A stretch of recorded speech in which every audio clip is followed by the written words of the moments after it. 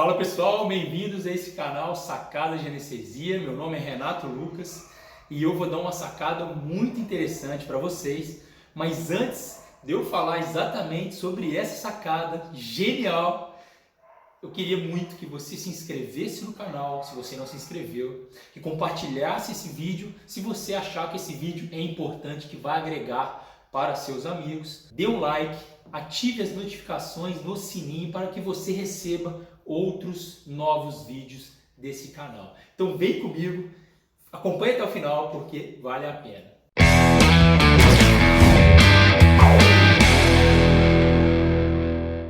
Na medicina é muito interessante algumas coisas, né? Algumas coisas enraizadas, engessadas e que ninguém discute ou ninguém consegue pensar sobre, poxa, mas como assim? Por que não pode ser diferente? Ah, porque sempre foi feito assim. Então a gente acaba escutando muito isso e a gente não muda. Ah, porque não tem evidência, né? Então eu não vou mudar, porque a minha mudança não está comprovada cientificamente. Ah, ok, mas e a prática atual? A que eu quero mudar, também tem evidência científica? Na grande maioria das vezes não. Então é uma prática que foi passada de pai para filho ao longo dos anos, ninguém questionou e ficou por aí mesmo, e ninguém nem duvidou do que poderia ser diferente. Então olha só, é o seguinte, venóclise, né? Punção venosa periférica.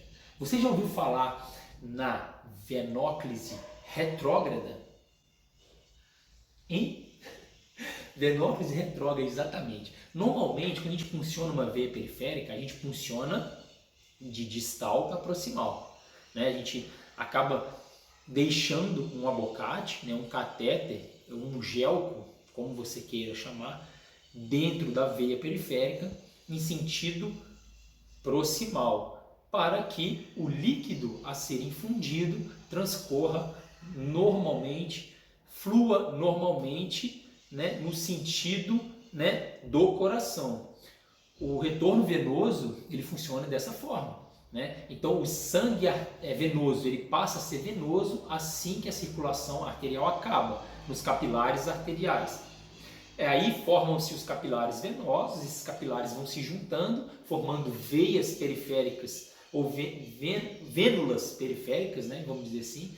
E aí essas vênulas vão se juntando, formando novas veias, veias profundas e superficiais, que vão trazer o sangue venoso, rico em CO2, pobre em oxigênio, até o coração para ser bombeado, até o pulmão para ser oxigenado. Não é assim que funciona?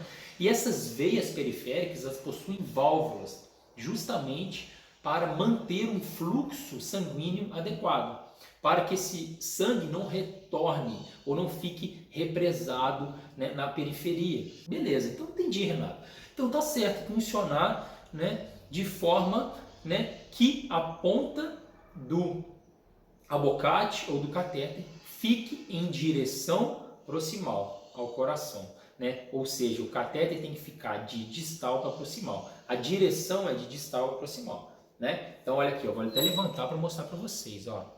Então a gente funciona a veia, né, nesse sentido, né? Sentido proximal, né? Beleza.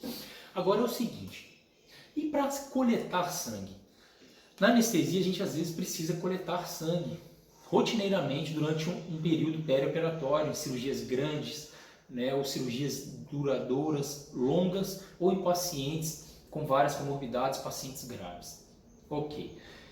Nos pacientes graves, normalmente a gente tem um catéter venoso central, que facilmente a gente consegue coletar sangue, principalmente porque essas veias de grande calibre, né, não se colabam, né, e às vezes, quando tem válvula também, a válvula é incapaz de impedir o retorno venoso, beleza, ok. Só que, né, às vezes o paciente também tem uma artéria periférica, né, ou seja, uma punção arterial, né, para medida de pressão invasiva, né. Então, esse sangue também pode ser coletado, o sangue arterial, beleza. Agora, quando você não tem, né, catéter venoso central e não tem artéria pega, como você vai coletar sangue de rotina? Ah, tem que ficar pulsionando, veia periférica, ok. Mas você pode fazer de uma outra forma. Você pode, por exemplo, cateterizar do mesmo jeito que a gente funciona uma veia para infundir líquidos e deixar lá o catéter, botar uma torneirinha e aspirar o sangue, não vai vir sangue. Por quê? Porque o membro não está garroteado, né? Teria que ter garroteado o membro antes para represar o sangue e a gente coletar, e aí não fica tão legal, né? E às vezes a gente funciona uma artéria justamente porque é uma cirurgia que precisa de coletas rotineiras, intermitentes de sangue, para exame, gasometria e etc. Então o que a gente faz para a gente minimizar essas punções desnecessárias só para coleta de exame, ou para a gente evitar punções venosas também, né? Toda hora para coletar sangue. O que dá para fazer é uma punção retrógrada, venosa, ou uma venóclise retrógrada. O que é isso? Vem cá comigo. Então, ó, imagine que meu braço aqui, então, está garroteado. Em vez de eu puncionar normalmente, do jeito que a gente funciona, de distal para proximal, eu vou puncionar ao contrário. Vou pegar uma veia que está fácil de ver, ó, essa aqui, ó. Eu vou pegar um abocate comum, como eu vou mostrar no vídeo a seguir, e vou puncionar nesse sentido, ó, de proximal para distal, ó, tá vendo? Aí eu vou puncionar o abocate. Eu vou conectar uma torneirinha, tá? Vou fixar o esparadrapo, conectar uma seringa e eu vou aspirar o sangue. Eu vou ter garroteado para funcionar, depois eu posso desgarrotear.